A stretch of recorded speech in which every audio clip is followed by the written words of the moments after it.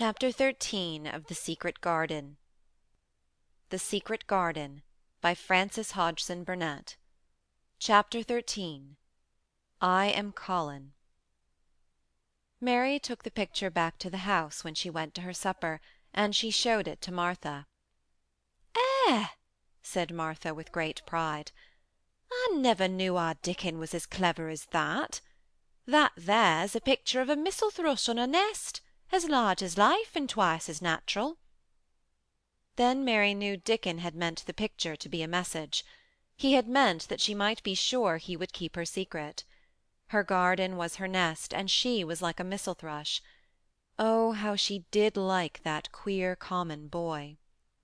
She hoped he would come back the very next day, and she fell asleep looking forward to the morning. But you never know what the weather will do in Yorkshire, particularly in the spring-time. She was awakened in the night by the sound of rain beating with heavy drops against her window. It was pouring down in torrents, and the wind was wuthering round the corners and in the chimneys of the huge old house. Mary sat up in bed and felt miserable and angry. "The rain is as contrary as I ever was," she said. "It came because it knew I did not want it." She threw herself back on her pillow and buried her face. She did not cry, but she lay and hated the sound of the heavily beating rain, and she hated the wind and its wuthering. She could not go to sleep again. The mournful sound kept her awake because she felt mournful herself. If she had felt happy, it probably would have lulled her to sleep. How it wuthered, and how the big raindrops poured down and beat against the pane. "It sounds just like a person lost on the moor, and wandering on and on crying," she said. She had been lying awake, turning from side to side for about an hour, when suddenly something made her sit up in bed and turn her head toward the door, listening. She listened and she listened. "It isn't the wind now," she said in a loud whisper. "That isn't the wind. It is different. It is that crying I heard before." The door of her room was ajar, and the sound came down the corridor, a far-off, faint sound of fretful crying. She listened for a few minutes, and each minute she became more and more sure. She felt as if she must find out what it was. It seemed even stranger than the secret garden and the buried key. Perhaps the fact that she was in a rebellious mood made her bold. She put her foot out of bed and stood on the floor. "I'm going to find out what it is," she said. "Everybody is in bed, and I don't care about Mrs. Medlock. I don't care." There was a candle by her bedside, and she took it up and went softly out of the room. The corridor looked very long and dark, but she was too excited to mind that. She thought she remembered the corners she must turn to find the short corridor with the door covered with tapestry, the one Mrs. Medlock had come through the day she lost herself. The sound had come up that passage. So she went on with her dim light, almost feeling her way, her heart beating so loud that she fancied she could hear it. The far-off faint crying went on and led her. Sometimes it stopped for a moment or so, and then began again. Was this the right corner to turn? She stopped and thought. Yes, it was. Down this passage, and then to the left, and then up 2 broad steps, and then to the right again. Yes, there was the tapestry door. She pushed it open very gently and closed it behind her, and she stood in the corridor and could hear the crying quite plainly, though it was not loud. It was on the other side of the wall at her left, and a few yards farther on there was a door. She could see a glimmer of light coming from beneath it. The someone was crying in that room, and it was quite a young someone. So she walked to the door and pushed it open, and there she was, standing in the room. It was a big room with ancient handsome furniture in it. There was a low fire glowing faintly on the hearth, and a night-light burning by the side of a carved 4-posted bed hung with brocade, and on the bed was lying a boy, crying fretfully. Mary wondered if she was in a real place, or if she had fallen asleep again and was dreaming without knowing it. The boy had a sharp, delicate face the colour of ivory, and he seemed to have eyes too big for it. He had also a lot of hair, which tumbled over his forehead in heavy locks, and made his thin face seem smaller. He looked like a boy who had been ill, but he was crying more as if he were tired and cross than if he were in pain. Mary stood near the door with her candle in her hand, holding her breath. Then she crept across the room, and as she drew nearer, the light attracted the boy's attention, and he turned his head on his pillow and stared at her, his grey eyes opening so wide that they seemed immense. "Who are you?" he said at last, in a half-frightened whisper. "Are you a ghost?" No, I am not. Mary answered, her own whisper sounding half-frightened. Are you one? He stared and stared and stared. Mary could not help noticing what strange eyes he had.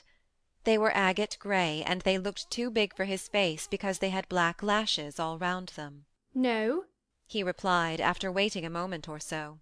"I am Colin." Who is Colin? She faltered. "I am Colin Craven. Who are you?" I am Mary Lennox.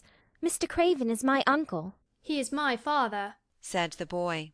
Your father? Gasped Mary. No one ever told me he had a boy. Why didn't they? "Come here," he said, still keeping his strange eyes fixed on her with an anxious expression. She came close to the bed, and he put out his hand and touched her. "You are real, aren't you?" he said. "I have such real dreams very often. You might be one of them." Mary had slipped on a woollen wrapper before she left her room, and she put a piece of it between his fingers. Rub that and see how thick and warm it is, she said.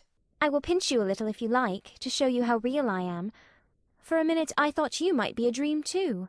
"Where did you come from?" he asked. From my own room.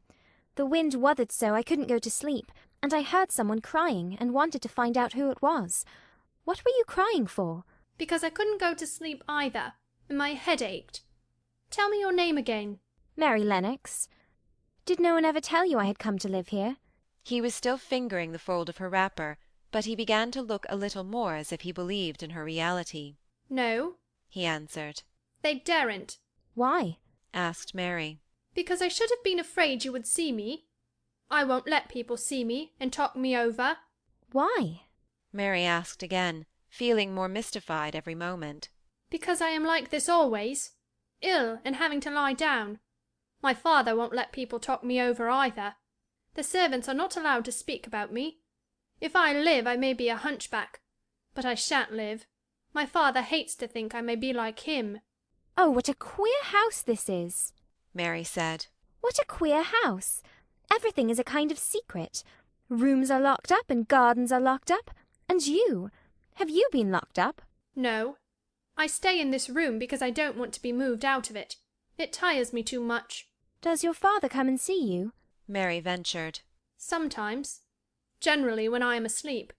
He doesn't want to see me." Why? Mary could not help asking again. A sort of angry shadow passed over the boy's face. "My mother died when I was born, and it makes him wretched to look at me. He thinks I don't know, but I've heard people talking. He almost hates me." He hates the garden because she died, said Mary, half speaking to herself. "What garden?" the boy asked. Oh, just a garden she used to like. Mary stammered. Have you been here always? "Nearly always. Sometimes I've been taken to places at the seaside, but I won't stay, because people stare at me. I used to wear an iron thing to keep my back straight, but a grand doctor came from London to see me, and said it was stupid. He told them to take it off, and keep me out in the fresh air. I hate fresh air, and I don't want to go out." I didn't when first I came here, said Mary. Why do you keep looking at me like that? "Because of the dreams that are so real," he answered rather fretfully. "Sometimes when I open my eyes I don't believe I'm awake." We're both awake, said Mary. She glanced round the room with its high ceiling and shadowy corners and dim firelight.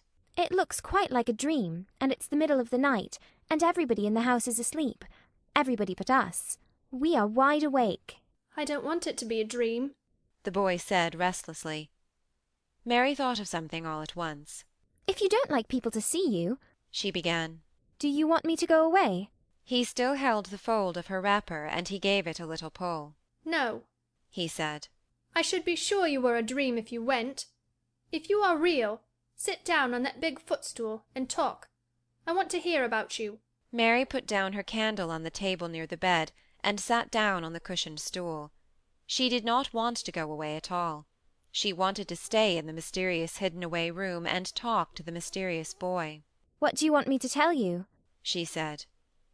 He wanted to know how long she had been at Misslethwaite. He wanted to know which corridor her room was on. He wanted to know what she had been doing, if she disliked the moor as he disliked it, where she had lived before she came to Yorkshire. She answered all these questions and many more, and he lay back on his pillow and listened. He made her tell him a great deal about India and about her voyage across the ocean. She found out that because he had been an invalid he had not learned things as other children had. One of his nurses had taught him to read when he was quite little, and he was always reading and looking at pictures and splendid books. Though his father rarely saw him when he was awake, he was given all sorts of wonderful things to amuse himself with. He never seemed to have been amused, however. He could have anything he asked for, and was never made to do anything he did not like to do. Every one is obliged to do what pleases me, he said indifferently. It makes me ill to be angry. No one believes I shall live to grow up. He said it as if he was so accustomed to the idea that it had ceased to matter to him at all. He seemed to like the sound of Mary's voice. As she went on talking he listened in a drowsy, interested way. Once or twice she wondered if he were not gradually falling into a doze. But at last he asked a question which opened up a new subject. How old are you? he asked. I am 10. Answered Mary, forgetting herself for the moment. And so are you. How do you know that? he demanded in a surprised voice. Because when you were born, the garden door was locked and the key was buried, and it has been locked for 10 years. Colin half sat up, turning toward her, leaning on his elbows. What garden door was locked? Who did it?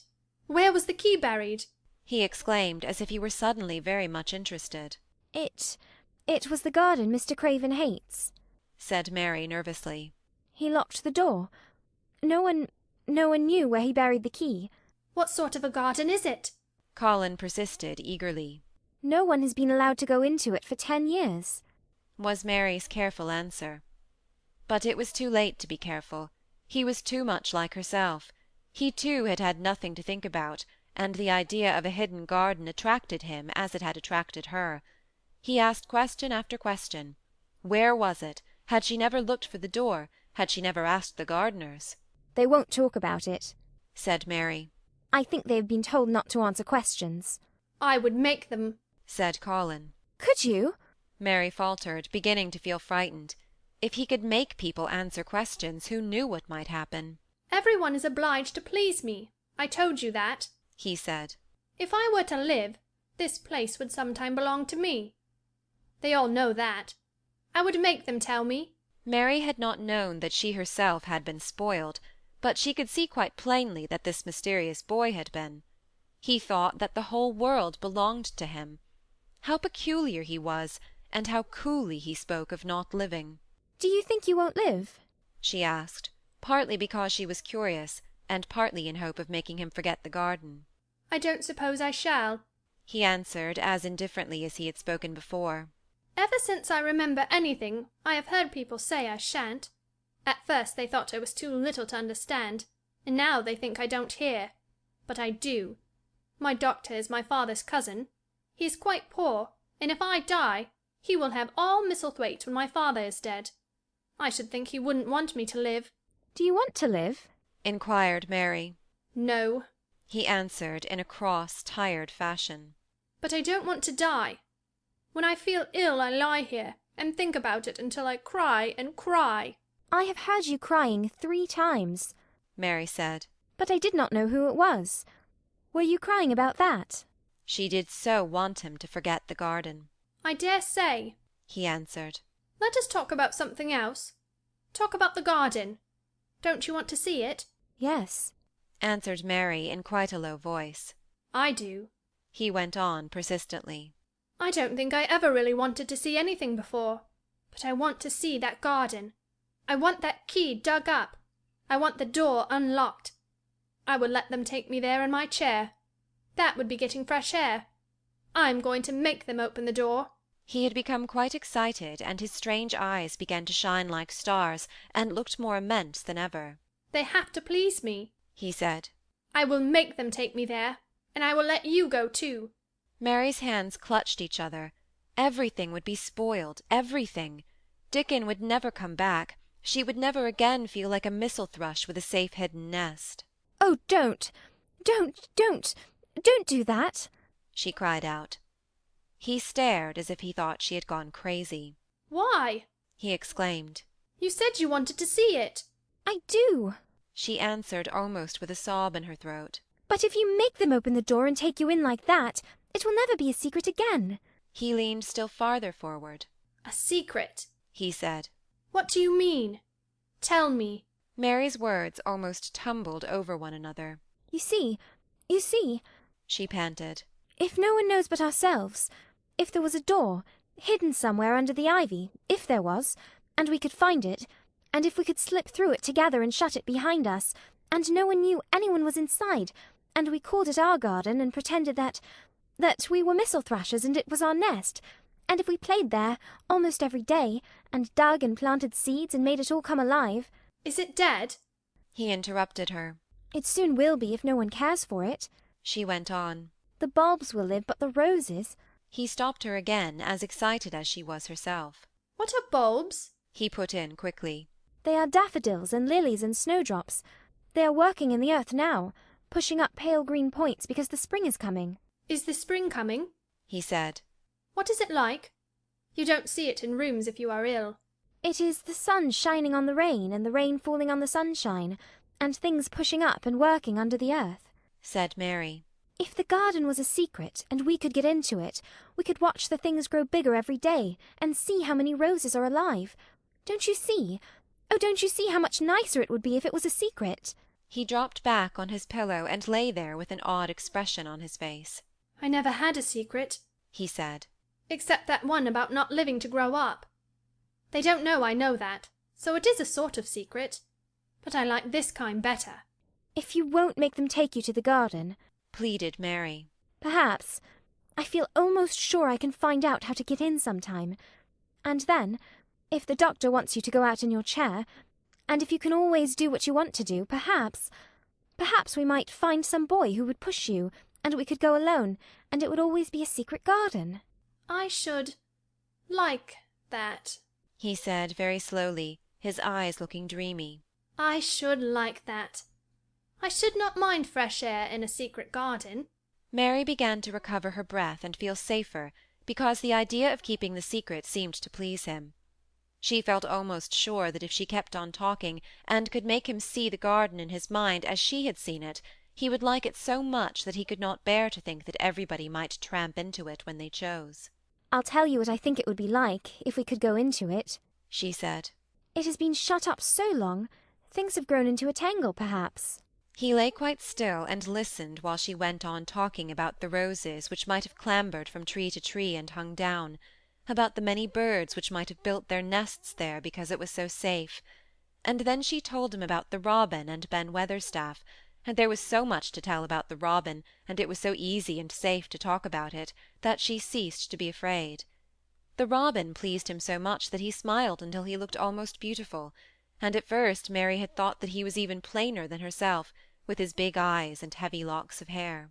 I did not know birds could be like that, he said. But if you stay in a room, you never see things. What a lot of things you know. I feel as if you had been inside that garden. She did not know what to say, so she did not say anything. He evidently did not expect an answer, and the next moment he gave her a surprise. I'm going to let you look at something, he said. Do you see that rose-coloured silk curtain hanging on the wall over the mantelpiece? Mary had not noticed it before, but she looked up and saw it. It was a curtain of soft silk hanging over what seemed to be some picture. Yes, she answered. There is a cord hanging from it, said Colin. Go and pull it. Mary got up, much mystified, and found the cord. When she pulled it, the silk curtain ran back on rings, and when it ran back it uncovered a picture. It was the picture of a girl with a laughing face. She had bright hair tied up with a blue ribbon, and her gay, lovely eyes were exactly like Colin's unhappy ones, agate grey and looking twice as big as they really were, because of the black lashes all round them. She is my mother, said Colin complainingly. I don't see why she died. Sometimes I hate her for doing it. How queer, said Mary. If she had lived, I believe I should not have been ill always. He grumbled. I dare say I should have lived too, and my father would not have hated to look at me.